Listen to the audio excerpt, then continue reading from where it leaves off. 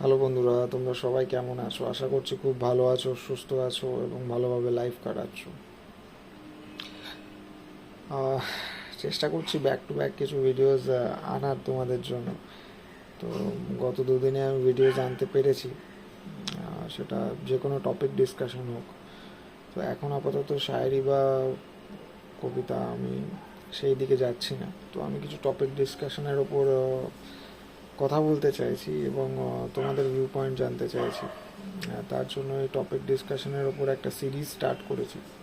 তো সেই সিরিজটাকে আমি চাই যে বেশ কিছুদিন আমি কন্টিনিউ করতে পারি নাকি, সেই চেষ্টাই ধরে রাখার চেষ্টা করছি। তো আজকে যেটা নিয়ে কথা বলতে চাইছি, আজকে বিবাহ নিয়ে কথা বলতে চাইছি, ম্যারেজ। আমাদের সোসাইটিতে দু রকমের ম্যারেজ হয়, একটা হচ্ছে অ্যারেঞ্জ ম্যারেজ, একটা হচ্ছে লাভ ম্যারেজ। দুটোর ডেফিনেশন আলাদা আলাদা রকমের। তো ম্যারেজের সেটা যেটাই হোক না কেন, সেটা অ্যারেঞ্জ ম্যারেজ হোক কি লাভ ম্যারেজ হোক, ম্যারেজের ফান্ডা আমার মনে হয় খুবই ক্লিয়ার। একে অপরের রেসপন্সিবিলিটিসটা বোঝা, আর রেসপন্সিবিলিটিসগুলো ঠিকঠাক পালন করা। রেসপন্সিবিলিটিসের নিয়ে মানে রেসপন্সিবিলিটিসের ওপর চাপা না পড়ে যাওয়া। যখনই আমরা রেসপন্সিবিলিটিসের উপর চাপা পড়ে যাই, তখনই আমাদের সেই রেসপন্সিবিলিটিসগুলো বোঝা লাগতে শুরু করে, আর তখনই আমরা সেখান থেকে ছেড়ে পালাতে চাই। রেসপন্সিবিলিটিস তো আমাদের লাইফে কোথাও না কোথাও আমরা নিয়েছি। তো আমরা যদি আমাদের ছোটোবেলা থেকে ক্যালকুলেট করে থাকি বা দেখে থাকি, কোথাও না কোথাও ছোটো ছোটো রেসপন্সিবিলিটিস আমাদের নিতেই হয়েছে, এবং লাইফ যত এগোতে থাকবে তত রেসপন্সিবিলিটিস বাড়বে। আমার মনে হয় ম্যারেজ যেমন একটা ড্রিম, একটা ফ্যান্টাসি, একটা চিন্তাধারা নিয়ে লোকে ম্যারেজ করে, বাট তার মধ্যে থেকে কিন্তু বিবাহর পরে বা ম্যারেজের পরে রেসপন্সিবিলিটিসটা হচ্ছে সবচেয়ে বড়।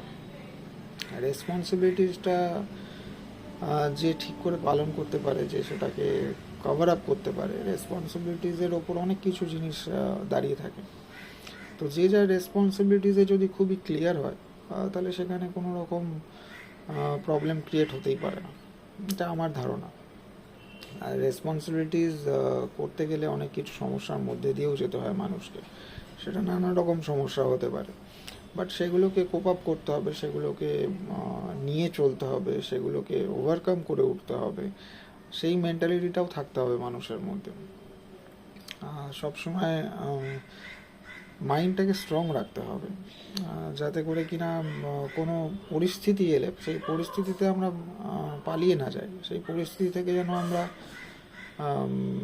হেরে না যাই। সেই পরিস্থিতিকে মোকাবিলা করতে হবে, সেই পরিস্থিতিকে ফেস করতে হবে, সেই পরিস্থিতিকে জয় করতে হবে নিজের বুদ্ধি বিবেচনা দিয়ে। আমরা সবাই শিক্ষিত মানুষ, তো সবাই আমরা শিক্ষা কিছু না কিছু কম বেশি আছে আমাদের মধ্যে, সবার মধ্যে। তো সেই শিক্ষার জোরে আমরা সেই পরিস্থিতি থেকে বেরিয়ে আসব। আমাদের প্রিন্সিপালস, আমাদের শিক্ষা সেটাকে হেল্প করবে সেই জায়গায়। শুধু শিক্ষা পড়াশোনা মানে তো এই নয় যে সেটা তোমার ডিগ্রি আছে, তোমার জব আছে, তুমি এটা করছো সেটা মানছো। শিক্ষা হচ্ছে তুমি মূল শিক্ষা, মানে আমি যেটা বুঝি সেটা হচ্ছে তুমি সেই পরিস্থিতিকে কীভাবে হ্যান্ডেল করছো, সেটা সবার ক্ষেত্রেই কম বেশি থাকে। আর ইগোর বা পরিস্থিতির সাথে ইগোর কোনো সম্বন্ধ নেই। সেই ইগো সরিয়ে বা জিনিস সরিয়ে সেই পরিস্থিতিকে মোকাবিলা করতে হয়। আর যখনই আমরা সেই পরিস্থিতিটা মোকাবিলা করে ফেলি না একবার, তো দেখতে পাবে বোধহয় পরবর্তী পরিস্থিতিগুলো অনেক সরল হয়ে যায় আর অনেক ভালো হয়ে যায়। আর সেখান থেকে একটা ওয়াও জিনিস বা গুড জিনিস বা ভালো জিনিস তৈরি হতে পারে সেইখান থেকে। তো সেই সম্ভাবনাটাকেও আমাদের জাগিয়ে রাখতে হবে। সেই সম্ভাবনাটা যদি আমরা ওখানেই স্টপ করে দিই, সেই সম্ভাবনাটা যদি ভাবা শেষ শেষ করে দিই, তাহলে তো সেখান থেকে পজিটিভিটি আউট হবেই না। সম্ভাবনা সব সময় at any point of time জেগে উঠতে পারে, বা সিচুয়েশান তৈরি হবে এমন, সেখান থেকে সম্ভাবনা হয়ে উঠবে। তো এই আশা কখনো ছাড়তে নেই। তো সম্ভাবনা জাগতে হতেই পারে, দুটো মানুষের মতামত না মিলতেই পারে, কিন্তু দুটো মানুষকে একে অপরকে রেসপেক্ট, তাদের যে চাওয়া পাওয়া, আর ম্যারেজের পরে প্রত্যেক মানুষের মনে হয় ম্যারেজ খুবই ভালো, ম্যারেজ খুবই মানে নানান রকমের ইয়ে থাকে ম্যারেজ নিয়ে, প্রত্যেকটা মানুষের যে যেমনভাবে ভাবে সেই ম্যারেজটাকে। কিন্তু একটা কথা একদম সঠিক, যে ম্যারেজের পরে রেসপন্সিবিলিটিস উইল ইনক্রিজ, রেসপন্সিবিলিটিস বাড়বে, আর দায়িত্ব নেওয়া শিখতে হবে ম্যারেজের পরে। তো সেই জিনিসটা একদম সত্যি কথা। যেখানে রেসপন্সিবিলিটিস, তুমি যত তাড়াতাড়ি রেসপন্সিবিলিটিস যত তুমি ভালোভাবে নিতে পারবে, তত তোমার রিলেশনশিপ, তত তোমার ম্যারেজ স্ট্রং হতে থাকবে। আর একটা টাইমের পরে গিয়ে সেটা স্টেবল আপ হয়ে যাবে। এই প্রথম আমার মনে হয় ম্যারেজের 1 বছর 2 বছর, এইটা খুব ভাইটাল ফেজ। তো এইখানে মানুষ দুজন দুজনের সাথে বন্ডিং তৈরি করে, সেই বন্ডিং তৈরি হয়, সেই বন্ডিং তৈরি হতে হতে নানান রকম প্রবলেম হতে পারে, কারণ দুটো মানুষ দুটো আলাদা শিক্ষায় বড় হয়েছে। তো সেইখানে তাদের শিক্ষা, চলাফেরা, তাদের ধ্যান ধারণা, প্রিন্সিপালস হতে পারে তাদের আলাদা, কিন্তু সেই প্রিন্সিপালসগুলোই মিলিয়ে মিশিয়ে একে অপরের সাথে, এইটাকেই বলে আন্ডারস্ট্যান্ডিংয়ে আনা। সেই আন্ডারস্ট্যান্ডিং যখন ক্রিয়েট হয়ে যায়, তারপরে আমার মনে হয় কোনো পরবর্তী প্রবলেম মানে হতে পারে না। আর ম্যারেজ তো খুবই একটা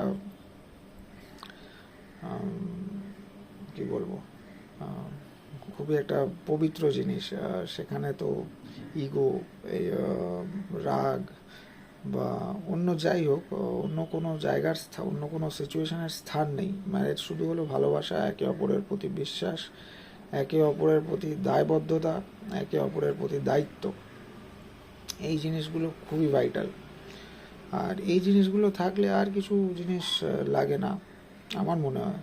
আর আমার মনে হয় যে বিবাহ হচ্ছে ঠিক আমরা যেমন সন্ধেবেলা একটু ঝাল মশলা বা স্পাইসি ফুড খেতে ইচ্ছা হয় না আমাদের, তো আমাদের ক্রেভিং আসে সন্ধেবেলা, সেরকমই ঠিক ঝালমুড়ির মতো বাঙালি ঘরে ঘরে ঝালমুড়ি খায়। আর সন্ধেবেলার টিফিন ম্যাক্সিমাম ঘরেই ঝালমুড়ি থাকে। তো আমার মনে হয় রিলেশনটা ওই রকম, ঝালমুড়ির মতো টক মিষ্টি ঝাল। তো এইটা থাকবেই, প্রত্যেকটা রিলেশনে আছে, বিভিন্ন রূপে আছে, বিভিন্ন স্টাইলে আছে। আর এই জিনিসটা না থাকলে সংসারের মাধুর্য বা ভালোবাসার মাধুর্য বা রিলেশনশিপের মাধুর্য, আমার মনে হয় এটা না থাকলে সেটা মিসিং। এই জিনিসটা থাকতেই হয়। আর এই জিনিসটা যত থাকবে তত ভালোবাসাও বাড়ে, আর রিলেশনশিপও আস্তে আস্তে এগিয়ে যায়। আর সব কিছুতেই টাইম আর পেশেন্স, এই জিনিসটার আগেই দুটো জিনিস রাখা খুবই গুরুত্বপূর্ণ। এর বাইরে জীবন কিছু নয়। জীবন অনেক কিছু দেখাবে।